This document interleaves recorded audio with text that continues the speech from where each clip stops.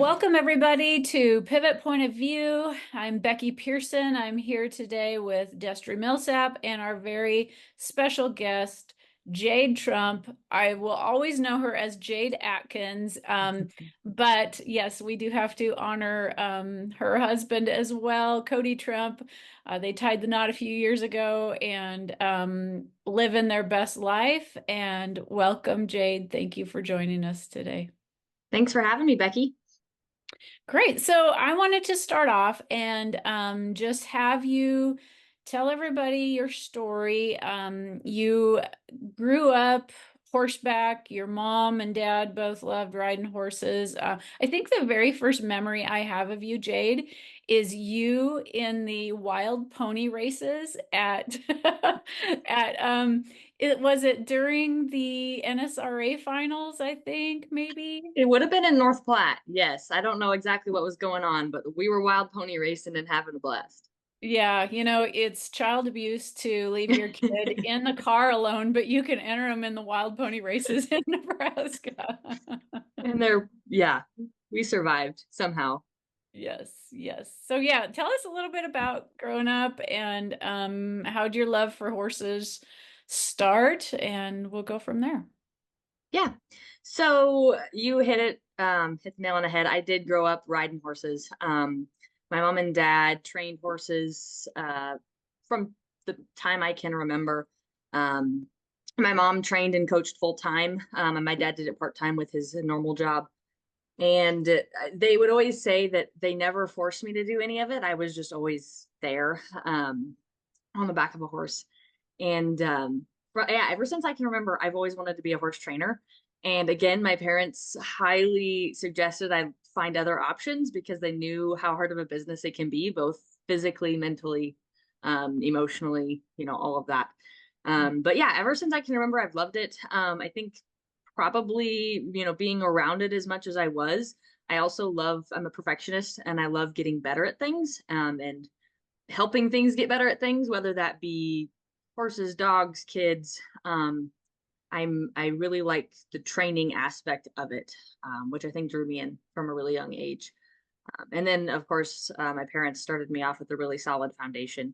They were really, really big on doing things right, not just doing it to do it and going fast, but doing things the right way first and learning that way. So that's kind of how I grew up. We originally were in the cow horse reining side of things when I was probably younger than middle school. My parents kind of transitioned once my brother got into high school and I kind of got into junior high. We started high school rodeoing.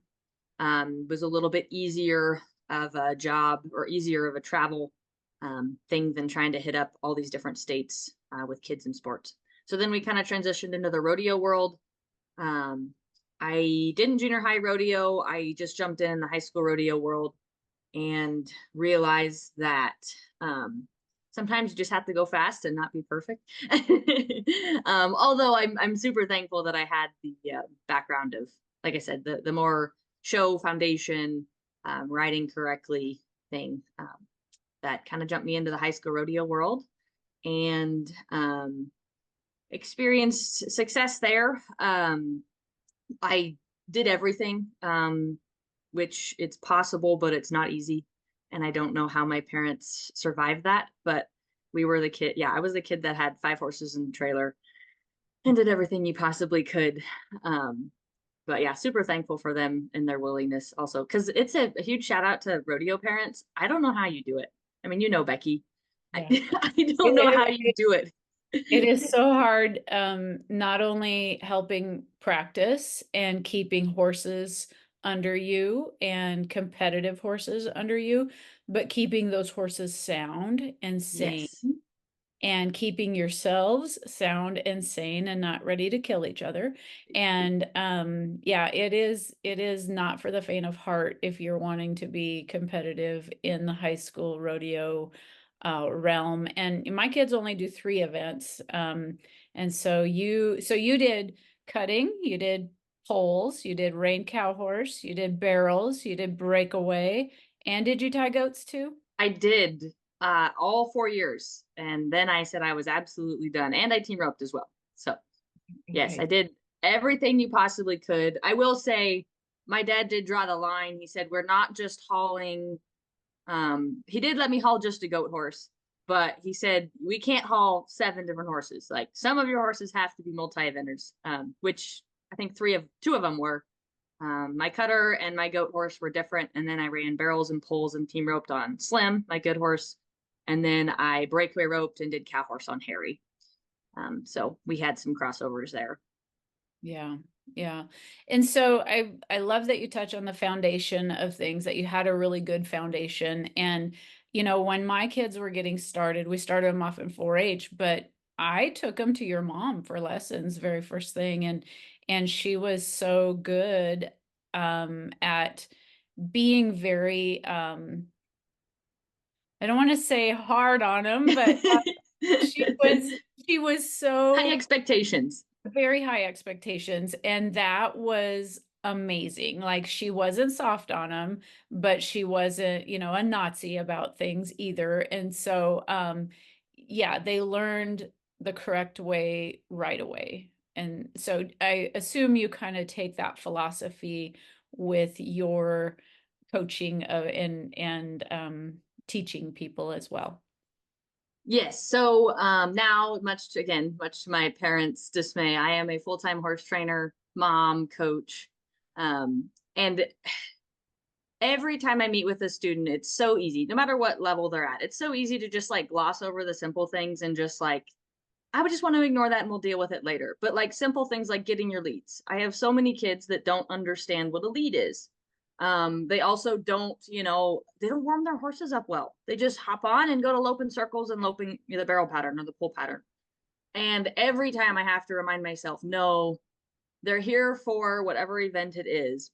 But more importantly, they're here to grow as horsemen, women, um, and them understanding this foundation of proper warming up of your horse, body control, leads, all of these huge concepts that everyone should know. They've obviously missed, and that's okay. But they need to learn that if they hope to be successful in the future. But even more than that, if they hope to be good horsemen and women. I always tell my kids, yes, I want you to be successful, but being successful is not winning. Yes, winning is a byproduct of riding well, but being successful is taking care of your horse as well, um, being a responsible and mature human being in general, and more importantly, just not more importantly, but and simply riding well. If you ride well and you do the right things, like I said, winning success is a byproduct. I think Jay watching. I mean, I think we high school rodeo together. I can't Mhm. remember I think what. maybe 1 or 2 years. Yeah, that's what I thought. And it seemed like anytime I saw you on your horses, they always had a certain style about them, like a certain trademark that you guys, the foundation you have in your program, they all did the same thing. They all looked like they had the same buttons no matter what event they were in. I mean, they were so broke they could go probably to any event and be successful. And I think that is just so admirable and really speaks to you guys' program and concentrating on the simple things, like you said, to build that foundation. And it is the little simple things that do build a great foundation. Thanks, Destry. Yeah, that we always tell people the most successful horse, if you will, is a broke horse. That's a big concept. Like if they're not broke, they can be fast. Um, but if they've never been taught how to use their bodies correctly, then you're limiting them. Just like us, there's athletes that have natural ability to do something, and they may be more naturally inclined, like a runner, or a weightlifter, or whatever it may be. But those people all, just like the horses, they all need to have core foundation, being broke in order to do those maneuvers. And yes, my barrel horse could spin, he could change leads. He was a terrible stopper, but if I said whoa and sat, he would rate down and come back to me. He could soften, collect, side pass, all of these things. And while maybe didn't matter in the barrel pen or the pole pen, pole arena, it allowed me to fix things in the moment. I could rate him down. I could guide him off. I could, whatever it was, he was already broke. So then his job, I like to tell people that too. I want to practice and get my horses more broke than they ever need to be in the rodeo arena. So it's easy. So then they walk in the pen and their job is just simple. And that's And huge for their mental abilities as well. well, and you know how to push those buttons, and that's the second part of it. A horse can have buttons. You got to know how to push them as a rider, and so, and you nailed it. I mean, you all the time you see horses that when they might be running good, and then all of a sudden there's a problem, and they don't have the buttons or brokenness to really know, or the rider may not know how to push those right buttons to get them back corrected and keep them from crashing the barrel or going past it or whatever it may be to keep them off of that. They got to have the buttons and you got to know how to push them too. And you guys always had nice horses, and I don't know that they were cheap, but I don't think that they were the most expensive horse there. Has a great eye for horses, and they all had a certain look about them, but they weren't the most expensive one there. Not every time, but which is not a bad thing. I'm not saying that's a bad thing at all, but just how you guys brought them along, they run right with them horses that were maybe more expensive than them. And even though people may have had more expensive horses, it didn't mean that horse was more broke than yours either. Absolutely. Now, tell me, so I'm the most familiar with Slim of your high school string. He to me is legendary. He still is out there kicking butt. I think the foundation you guys put on him obviously helped him stay sound and sane for other riders to come. Did you guys start him? I do remember a little bit of this story. I remember your mom saying you absolutely hated him when when they brought him home, right? I did. Yeah, so we got him from Chris and Patty Finney in Ainsworth, actually. They raised him. Long story short, he was out of the first full crop of Streak of Fling. And when we bought him, it was the spring of his 5-year-old year. So none of those streakers had started the futurity. No one knew who this Streak of Fling horse was. And he was jug-headed, ewe-necked, long-bodied, this ugly, gangly 5-year-old. And they had raised him and they were team roping on him. And my dad's like, well, we don't really have a barrel pole horse for Jayde. She's an 8th grader. He's supposed to be fast and maybe she can team rope on him. And so, yes, we got him home. He knew he was broke, but he was not like our fancy cow horse broke, which is what I was used to. And so my dad said, here you go, here's your new horse. And he was, like I said, he was ugly, gangly. He was fast. He didn't really want to slow down. And so I spent a year on him. And yes, I hated him. But by the time a year rolled around, it was my freshman year. And we had a decent barrel and pull pattern. And then it was funny because then, I mean, yeah, he was priced fine for what he was, but if it would have been a year later, he would have been probably triple the price just because of his pedigree, because all those streakers had started running at the futurities and were like, hey, guess what? We have a Streak of Fling now and we should run barrels and pulls on him. But his mama was a cutter. So yeah, we didn't start him, but I did all the barrel and pull stuff on him. So then, yeah, we would have started high school rodeoing on him. I think his 6-year-old, it might have been his 7-year-old year. That might have been an extra year. So 7-year-old years when we started high school rodeoing on him. And like I said, we just put him in our program. We said, okay, you got to be broke. We put everything through a cow horse foundation, which is just guide when I say go, go where I direct, learn how to be soft, learn how to pick up your body, move your hips, shoulders, rib cage, get your leads, change leads when I cue, write down when I ask. All those buttons go on everything that we have, whether they're going to be a $10,000 ranch horse or a whatever fancy barrel pole cow horse. Mm-hmm.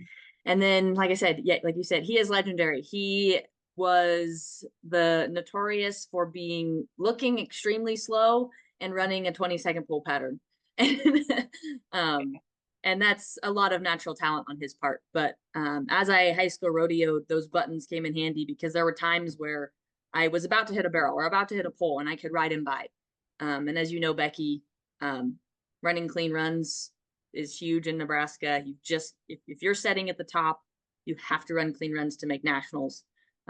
And that was a lot of our program was simply being able to run clean runs, and him naturally, he was also fast. So that was really, really helpful. And did you do a 19-second pole run on him in Broken Bow? Yep, I've run two. We have one on video, and we missed the first one because my dad forgot to push record. And we were at a jackpot.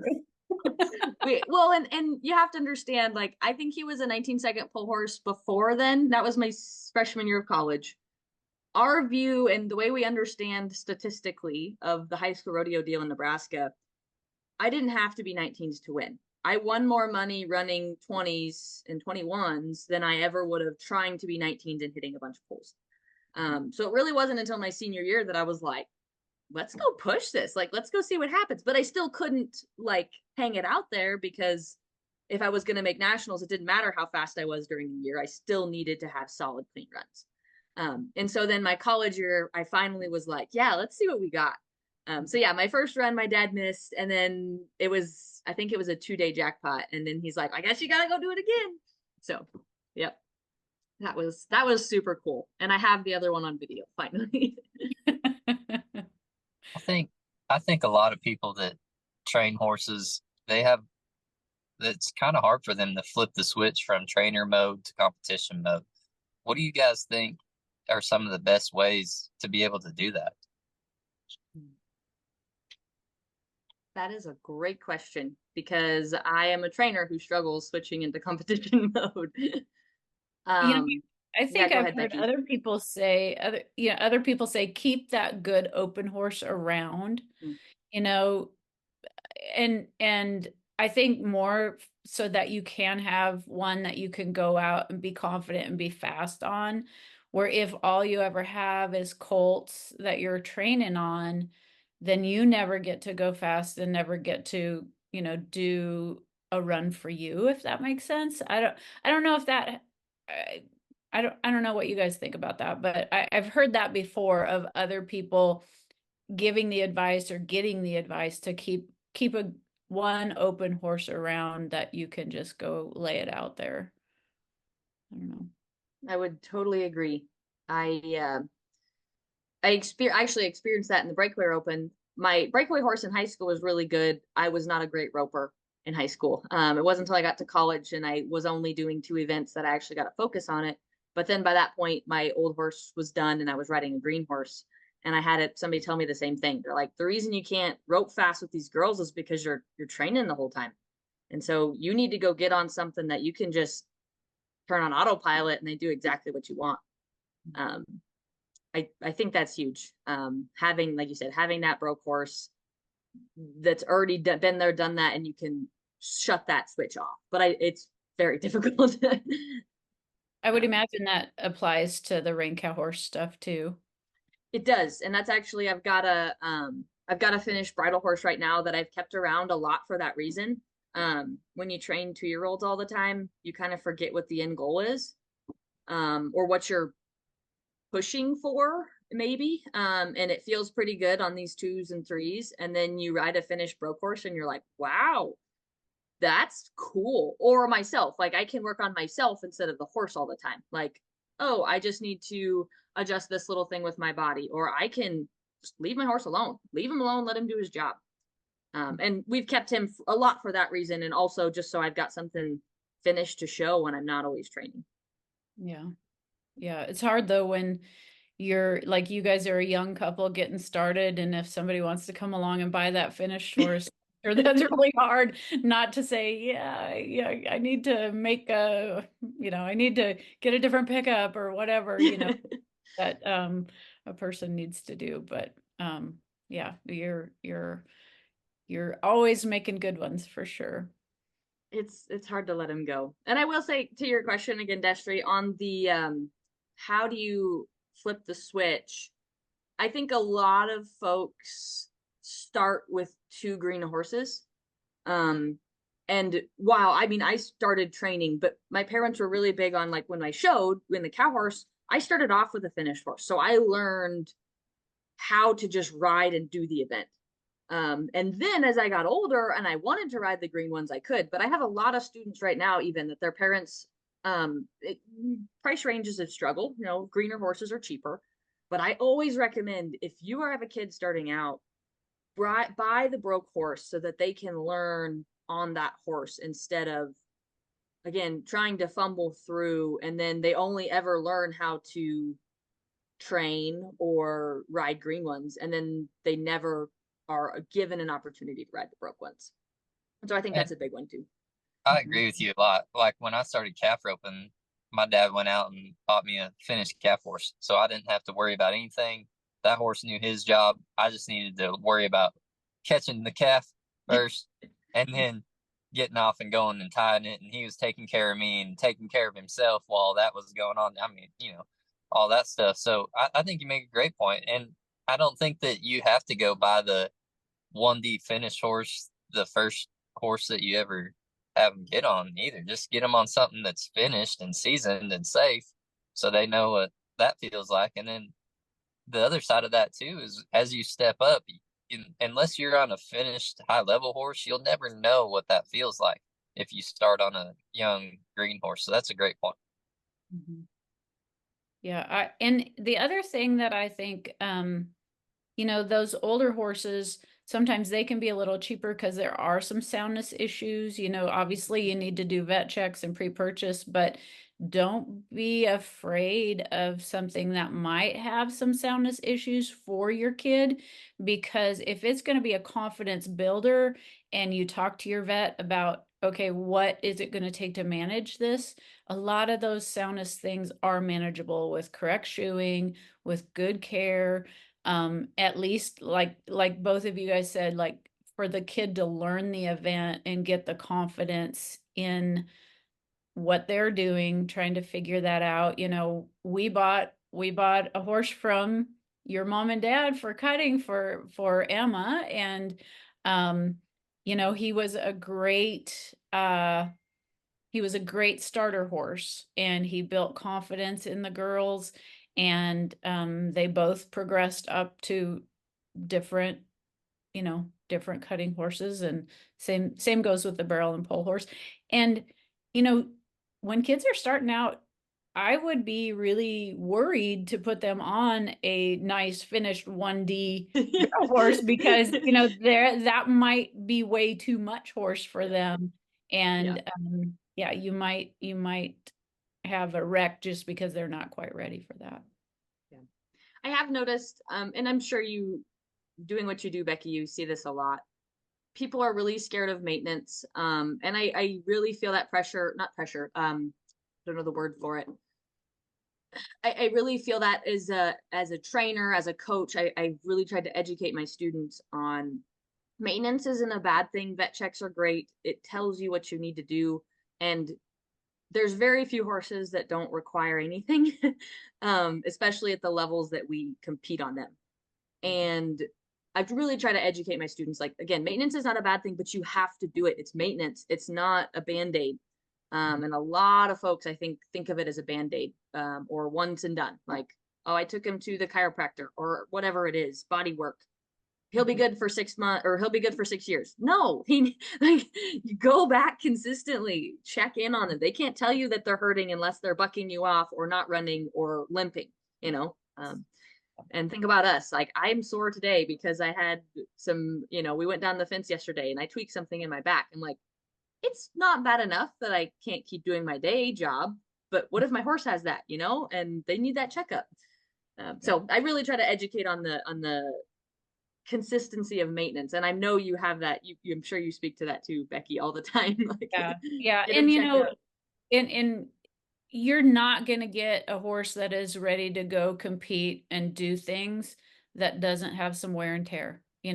Like if they x-rayed all three of our backs, like what would they find if they x-rayed our backs or our hips? Like I don't know that I would pass a sound exam every day. I'm feeling pretty good today. I probably would pass today, but like but, and so Yeah, it's not a pass fail type of deal on a vet check. It's just really you find out where that horse is at, so everybody knows. Is not like that seller's trying to slip something by you. A lot of times if there is something, probably that person selling didn't know it themselves. And so it just gets everybody on the same page, and then you just figure out how you need to maintain it. If that horse is a great fit for your kid or for you, like you really, you just have to figure out how to maintain it. And there's great ways, which, we talk about the stretching and different things and conditioning and you just have to have a good team to keep everybody going.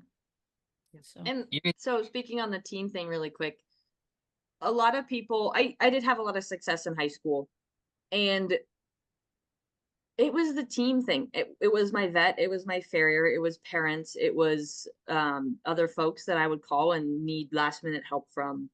Like, a lot of people try to go at it themselves. And you can't. I mean, it's your feed guy, it's your nutritionist, it's your personal chiropractor, it's your physical therapist. It's all of these people that are required to keep the machine well oiled and running well.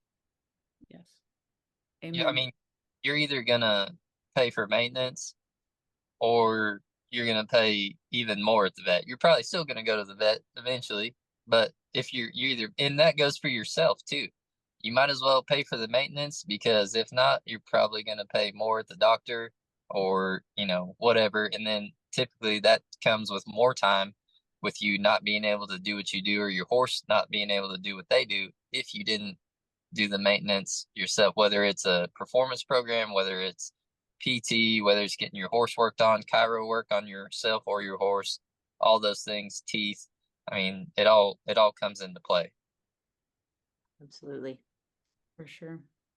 So let's talk a little bit about was it your senior year in high school that you won the whole shebang, the all around Yes, that thing? was the whole shebang. Yes, Right. so I won the 2016, which is really a long time ago now. The all around at nationals. I also won the high school, or the cow horse there at nationals.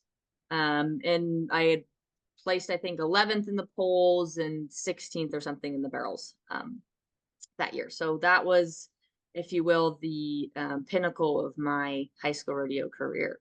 Yeah. That was so cool to kind of watch all of that unfold. We weren't there, but it was really neat watching from afar. And so you had Harry as your cow horse, right? Yep. And Harry tell me was the about Harry. I don't know. Harry is, yeah, Harry's the unsung hero because no one really got to see him do his thing in the cow horse world. My parents trained him from the beginning. He was in their cow horse program growing up. They showed him his 3, 4, 5-year-old year. Um, and they decided to purchase him from his owners, that he was in training with another person. And I think at that stage my parents wanted to keep showing, and that person wanted out, and so they bought him. My brother he cowersed on him for a while, and then when we transitioned into the rodeo world, he turned him into a calf horse. And so then he calf roped on him for a while. Then I got him and breakaway roped on him. And then once my junior year, they added the cow horse into the high school rodeo association. And so he got to go be a cow horse again. And so yeah, and he actually was a pole horse for 1 year when Slim was hurt, or half a season. And he was a really solid 22-second pole horse. But he helped me get to nationals my junior year as well in the poles. But yeah, won the cow horse on him up at nationals. And looking back, is like, I don't know if you guys have heard of like the world's greatest horseman, um, part of the reined cow horse thing. It's like the pinnacle of cow horse. I didn't realize it, but he at his prime was probably able to compete with the big dogs. And I'm so thankful to the Lord that he allowed me to ride that horse, because I thought he was just a good horse. He was just my expectation. That's what I started on. That's what I got to show. And he was, yeah, phenomenal.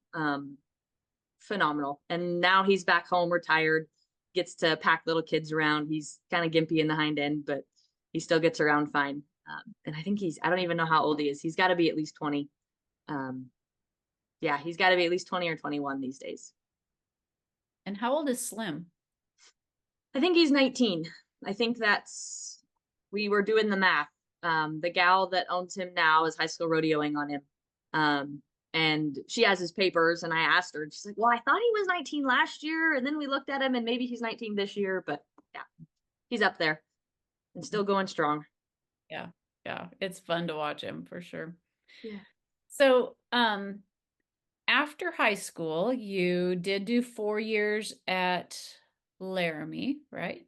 Chadron. Chadron, So that's right. I actually was 3 years in Chadron. I was an overachiever and graduated early. Of course. So. I came in with credits, which kids do all the time now. When I was in high school, it was kind of a new thing to do college credits beforehand. But I did graduate early. I did not rodeo my freshman year, and I am so thankful my parents, they didn't tell me I couldn't. I mean, they kind of did. They kind of told me I really shouldn't rodeo. And I'm so glad they made me do that, because rodeo was my identity in high school. Like, I was a horse trainer. I rode horses. I rodeoed. That's who I was. And then I went to college my freshman year and realized that there's this whole other world out there that doesn't involve horses, and it's okay. Like, so what if I don't get to be, basically, that it wasn't my identity. And it was huge for my faith. I came to know the Lord better. It really revealed a lot of identity things. Like, if I'm not winning, because I do believe winning is a byproduct, and I still did then, but if I'm not winning, that means something is wrong, right? Like, what's wrong? And I couldn't figure out, I didn't have winning anymore. What gave me purpose? And so that year that I didn't rodeo was huge. Like I said, brought me closer to the Lord, gave me awesome relationships that were non-horse related. And then I did rodeo my sophomore and junior year of college. So let's dive into the whole, then basically, so you did, after you graduated, you went on and got a theology degree. Yes. Because you had this extra year, I guess is kind of what you had told me. And so, let's talk about, your mom and I have talked about this, like, you and your success that you had in high school rodeo kind of created this platform for you to share your faith with others. And so, yeah, tell us what thought process went behind going and getting that theology degree, and now your platform for sharing your love of the Lord with others.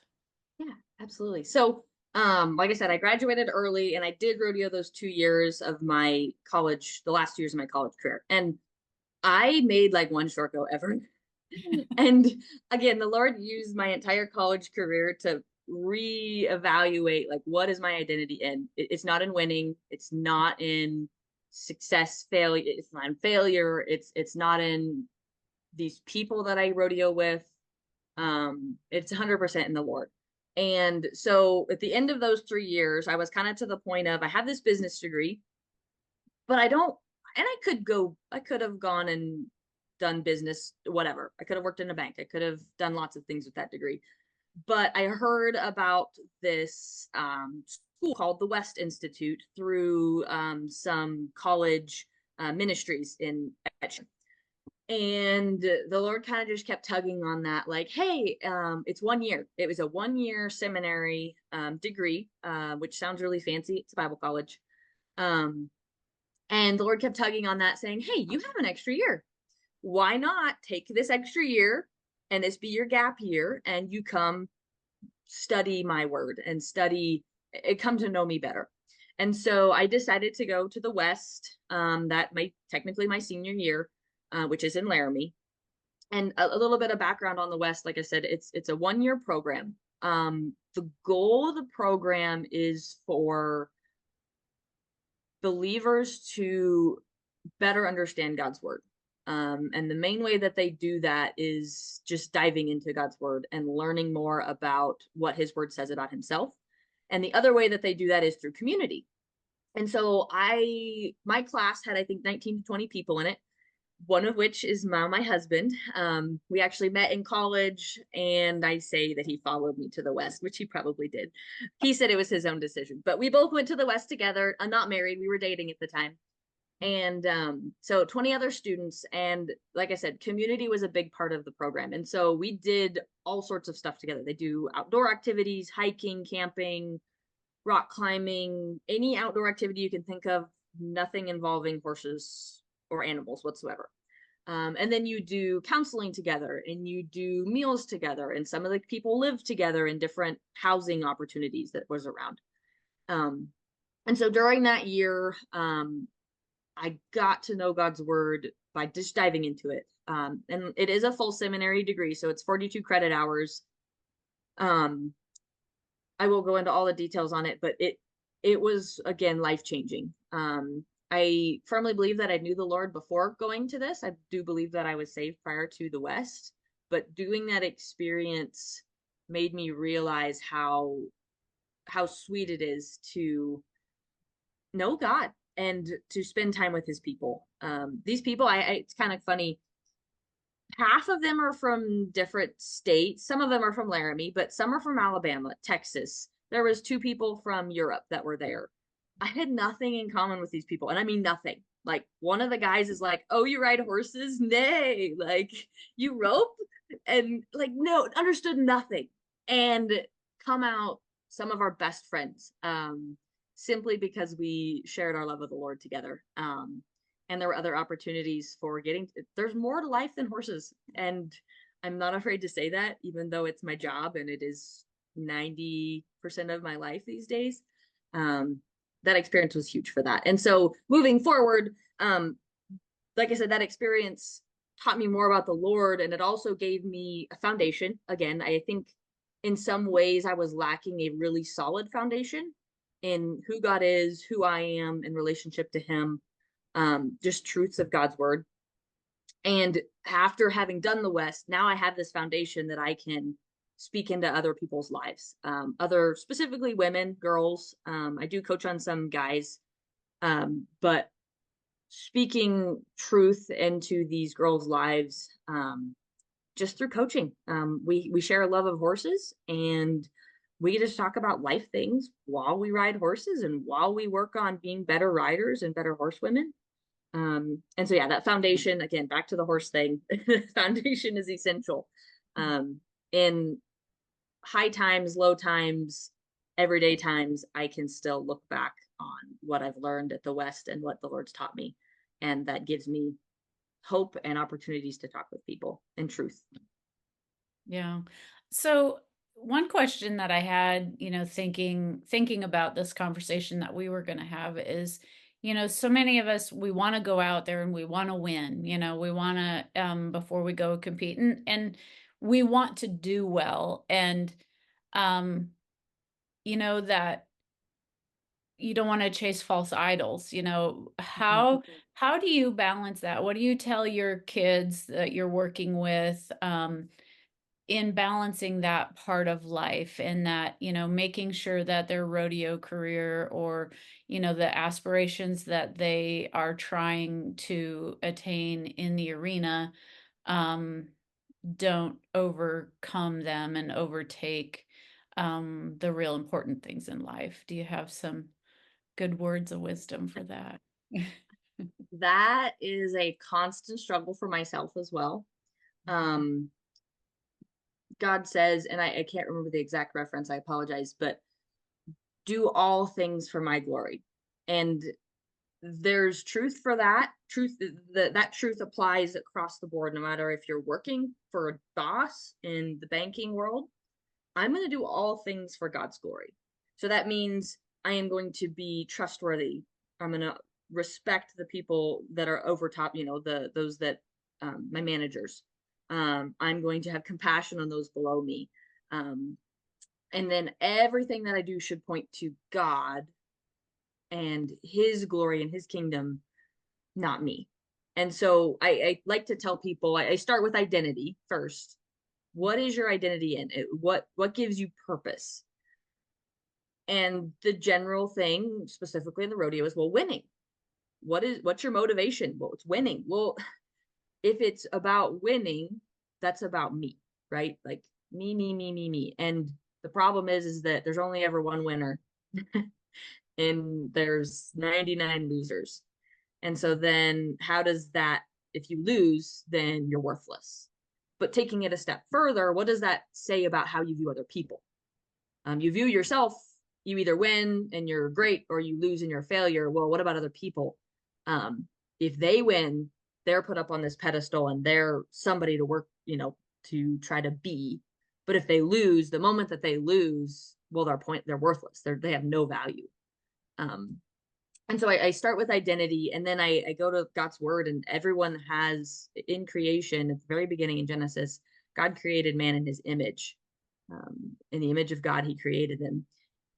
So everyone has worth as a creation of God, first and foremost. And if we can't start there, we have to start there, I should say.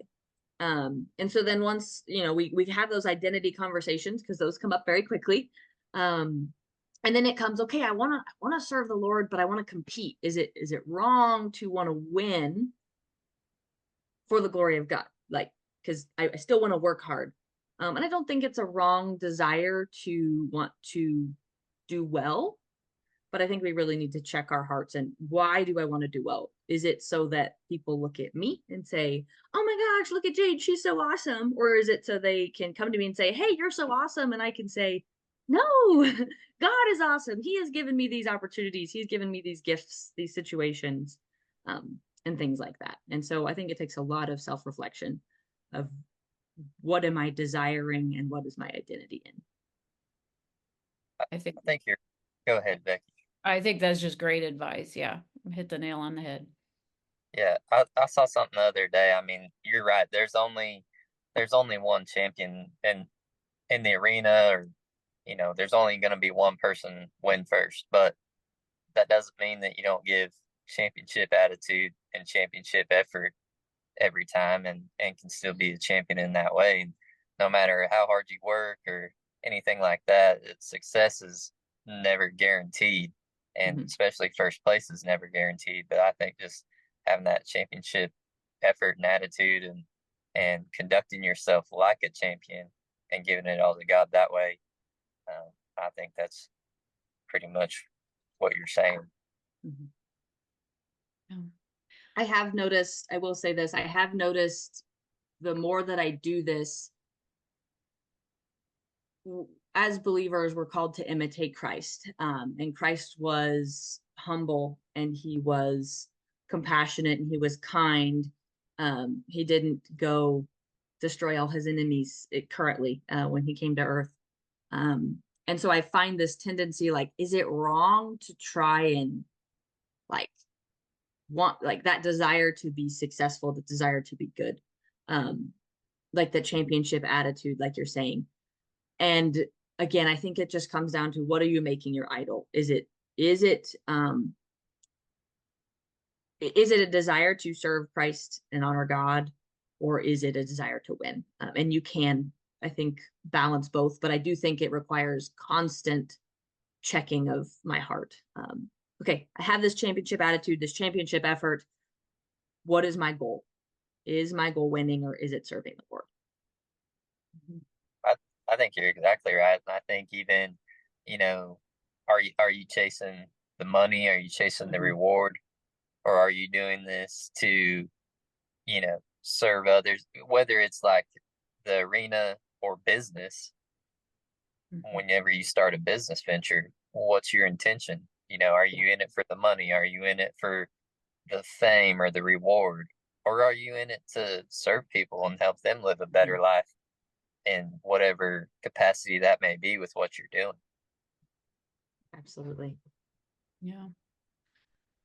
So, as we progress through now, you started your training business after you got out of the West. Yeah. And so Tell us a little bit about the training business, your coaching of kids. I think you also do some virtual and online coaching if people aren't close to Shadron, right? Let's talk a little Yeah. bit about. So got out of the West, really felt that the Lord, Cody and I got married right after the West and we came back to Shadron. And I did work for about 2 years in a law office. And during that time, a lot of that was getting to know Cody better. We have an awesome church here in Shadron, Ridgeview Bible Church, that we wanted to, pour into, be poured into through that. But then in the process of all of this, we were starting the horse business. And we originally started, I've always coached since high school, dabbling. But at that point, we really wanted to push a little bit more into it, as well as training cow horses specifically. So we started that in the fall of 2021. And then 2022. So a year later, I went full time with the horse business. Mostly because business was booming and I was working 2 full-time jobs. I'd get done with the law office and then I'd go at 5 o'clock and ride horses till 10 o'clock and coach on kids, and we'd start all over again the next day. The Lord was really gracious in providing business. But yeah, that's what we do now. I mostly train cow horses these days. Occasionally I'll tune up a barrel and pull horse, but once you get old enough and you become an adult, you realize you have to focus a little bit because they don't have everything at every event. So we've gone the cow horse route mostly, but then I I would say 50% of the business is training and 50% is coaching. I do personal or private lessons, for barrels, pulls, and cow horse. And then I do a ton of pole bending clinics all over. I'm trying to grow that a little bit more, especially now that I'm a mom. My time riding and training horses just takes a lot of individual time. And I think the business is probably transitioning a little bit out of training all of these client horses and transitioning more into the one-time clinics where I don't have to find a babysitter every day. I can spend more time with Maddie. But yeah, I do a ton of the coaching that way. And then we've had the virtual coaching deal going for a while. It's finally starting to kick off now that I've got a few things ironed out. But I do offer that in the barrels and poles as well. Mm-hmm.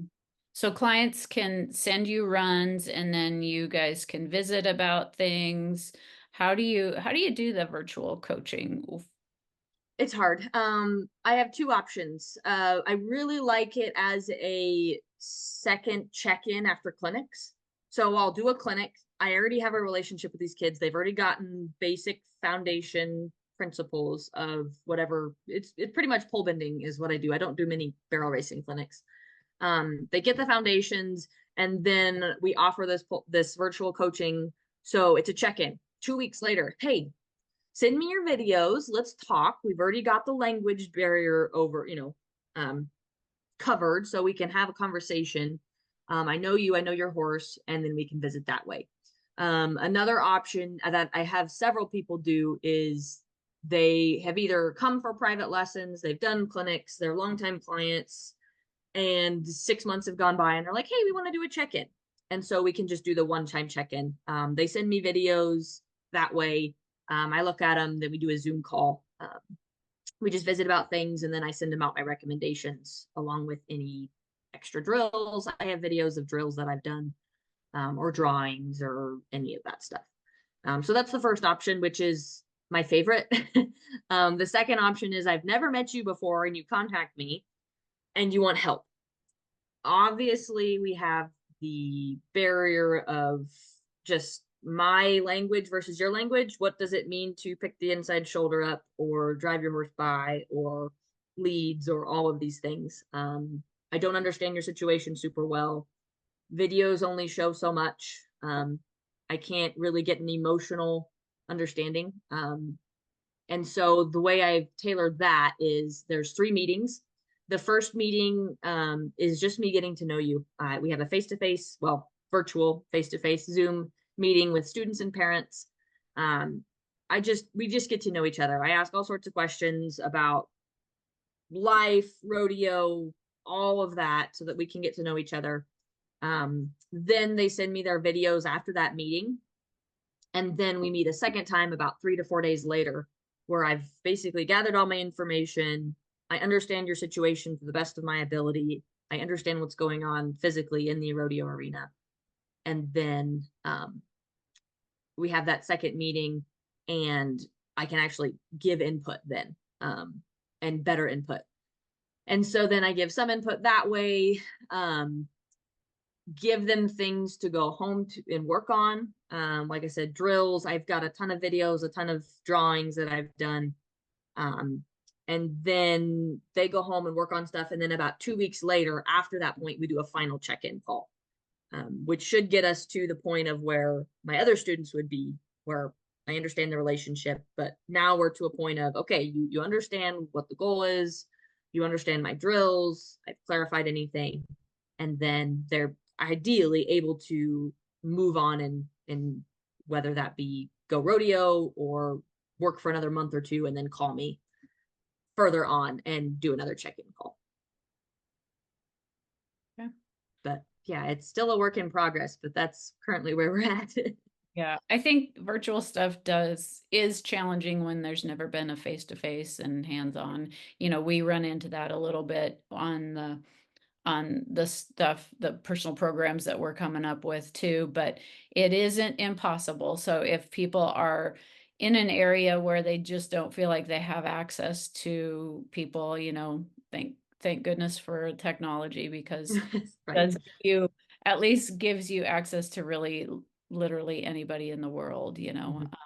and if a person is willing to be creative and be trainable, I mean, whether it's us being trained on the technology or people being trained and ideas on what else can be out there, I think that's great. Yeah. Yeah, so the other topic that I wanted to talk about, so we alluded to that a little bit just a little while ago. Miss Maddie Jean Yes. is now what, a year old? She's a Little, year and 2 weeks. okay. So growing like a weed, trying to walk, Yes. jabbers all the time. I have no idea what she's saying, but she's awesome. She's super fun. So tell us a little bit about being a horse trainer, being pregnant, then riding after. Like, did you notice that you rode different after being and having a baby? Yes. So I did continue riding horses, and I'm gonna give a little PSA. I did continue riding when I was pregnant. I did visit with my OBGYN a ton. Um, my biggest recommendation for women who are either pregnant, almost gonna be pregnant, whatever, planning on it, continue whatever you want to do while pregnant, you should be doing beforehand. I was riding 8 head of horses a day beforehand, and coaching and walking and very, very active. And so in visiting with my doctor, she's like, yeah, continue what you're doing, ride safe horses. If you fall, that's the concern. It's not the jiggling around, it's the falling. And so I was very, very cautious about what I took, as far as training horses. And it was actually huge for my business because I could say, sorry, not going to take your bronc. I'm only going to take broke horses and nice horses. So I rode, I think I trained up to 5 months. And then by 5 months, I could tell that I was not riding well.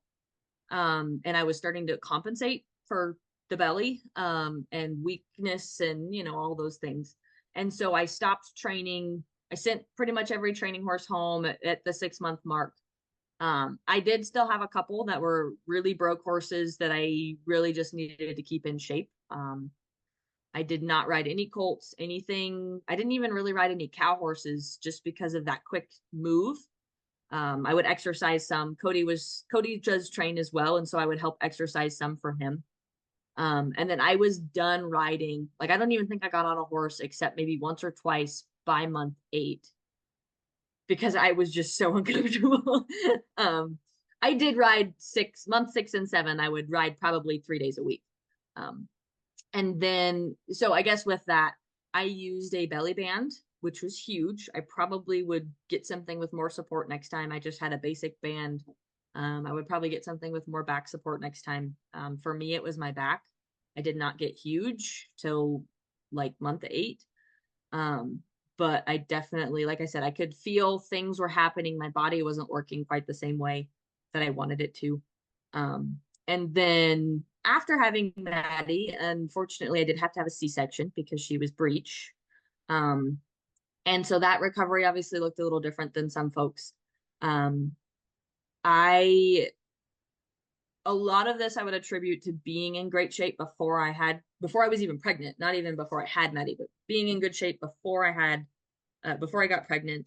Um, Thankfully, my C-section went really well. I did come to Becky for some core, hips, all that good stuff, which was really helpful because I actually think it was something I probably should have done before I was pregnant, and it was issues that would have shown up beforehand, but then became even bigger. As I got weaker, my muscles were floppy and all of those things. So that was really helpful. I think I did that. I don't remember when I came to you, Becky. I think it was like 4 weeks out, 5 weeks out. So, because you weren't quite at the 6 week mark Yep. to have a total release from the doctor, Yep. and I think mostly what we didn't really hit the abs too hard. I think in the beginning, a lot of it was just trying to get like your hamstrings and your Yep. adductors going, because as your body changes from what you experienced was your ligaments are relaxing a little bit. And so your body's getting ready to have that baby. And so the pelvis moves, which is great for delivery, but not so great for everyday life. And so you really have to work hard at getting the muscles stronger to stabilize your pelvis, because the ligaments and the tendons and everything aren't creating that stability. And so I think we did a lot of hamstring stuff with you, Mm-hmm. adductor stuff. Um, and so just, really we were able to focus on that until you got the okay to really be able to do some abdominal things. And usually that's around that 6 week mark after a C-section. And yeah, and you were a rock star, just like you are with everything. And so it was good to be able to help you with that, though. And I appreciated you and your mom being proactive in that, because we have a lot of people that come in, or I talk to them on a daily basis, that they've had pain for years after having kids, that they never really did anything to um, get themselves back into shape. They kind of get busy into mom mode and taking care of the little one and taking care of everybody else except for themselves. And so it is important to get everything kind of back on track again. And so, do you feel like your body now is back to where it was before you got pregnant? I do now, being a year out. I would say it took me, let's see, we're in August. I would say it was probably February or March, so about 6 to 8 months before I felt back to normal. Um, and honestly, a lot of that was like I said, I was compensating in pregnancy for things, and then you get into bad habits, and then things just get stuck in those bad habits. And so having to overcome those bad habits after pregnancy, not to mention the C-section thing, which it did affect me. I mean, I didn't have any abs. um, I also felt very unbalanced, which was a little different. Like I just didn't have the balance and the coordination that I used to, which was really weird because you are used to something and it's just natural, and then all of a sudden you have to work at it. Yeah. And that was very different for me. I've never had any sort of surgeries or major reasons to have to relearn something, and so that was really eye-opening. Um, yeah, to have to relearn how to use my body well. Um, Welcome to aging, my yeah. dear. Yeah. So As now you I get do feel back to normal. Also, I mean, I nursed through almost a year, and you just have extra. I'm sorry, Destry, but you do have extra. And it did throw off my balance a lot too. And so once I was done nursing, I did notice a big change there as well. Um, just my body being back to pre-baby, I guess, if you will. That did help a lot, if you will. Yeah, I think your center of balance, I feel like changes Mhm. after pregnancy. For me, I just put more weight on my butt. So it was a lower center of gravity. So it is different. And that's, I just encourage people to just work at getting back because you can. It takes time. Give yourself some grace, but also um give yourself some time, I mean, that's the Mhm. thing, like we don't always focus on ourselves. And so, giving yourself grace and time, but keep plugging away. And I really appreciated being able to continue to ride after I had kids. And I had a lot of friends that they're like, oh, I don't know how you compete when you still have kids, or how do you Mhm. still compete and have kids and make time for it? But it was really the only thing that I continued to do for myself was Mhm. to ride, because that was my little piece of sanity that I got. A few times a week I could get on my horse and go. And so, and I know there's other women out there like that. So just definitely keep on keeping on. And there's people out there that can help get you back to where I you want to would be. say it was really helpful. Obviously, it's my job, and so there was that purpose. Like I need to be able to ride well. I love doing this, but I need to be able to ride well, to train well, to perform for my clients well, do what they need. Um, but there does have to be a purpose there. And I think it's an awesome gift of the Lord to be a mom and to be a parent.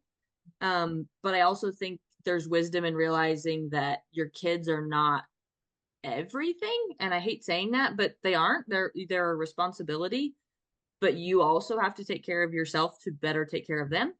And you also have to have whatever a job, your husband or spouse or whatever has to have a job to care for you. And so it was really helpful for me. Like, no, this is a purpose. This is going to help in a way provide for my family. I can still be a mom. I can still, whatever it may be, even if it's running. I hate running, but some moms are that way, this thing gives me purpose, and it is okay to um how do I put that? Yeah, it is okay to still desire to be fit and to be healthy myself. Yes. Um, but yeah, giving yourself grace. There's a really great quote, and I can't remember where I heard it. I think it's called "Loving the Little Years," and I can't remember who wrote the book, but um, moms get the pleasure of having their bodies used to raise children, Mhm. and our bodies get to be part of that. But Yes. after they're done doing that, we can still be healthy and still um, still seek to be healthy and fit, and do well. We perform better when we're healthy and fit. Taking good care of your body is just a mark of a person's discipline and pride they take in themselves. And typically, those people, um, they they have really high standards, and I think it's just a good example to set for your kids too. Mhm. How you take care of your body and yourself and your own mental um, stuff and spiritual stuff too. I think that's all important to be able to make that good example for your kids. And if you're happy with yourself, like you said, you're going to be better for your kid and everything else. Whether that's taking time for yourself to keep your sanity, or however you do it, getting to do something you love. I mean, your kids are going to want to see you do something you love, and eventually they'll maybe share that passion too. Some people go out and play catch with their kid, and some people ride with their kids. I mean, it's it all flows together at some point. Well, I think we probably your little Miss Maddie might be waking up from her nap soon. I So, did think I heard her in the okay. back room. Her dad might have her, but All right. well, Well, Jade, thanks for having me, Becky and Destry. This is great. yeah, Yes, I thank you. appreciate it so much. We appreciate you, and keep rocking on. And I can't wait to meet Miss Maddie someday. Oh yeah, we'll be that way soon, I'm sure. I think in a month. Thank you again, Jade, for coming on here. Yeah, you're an amazing person, and thank you for sharing with us all the things that you do. And your philosophy is just absolutely incredible. So, thank you all for listening, and let your health be the pivot point to your success.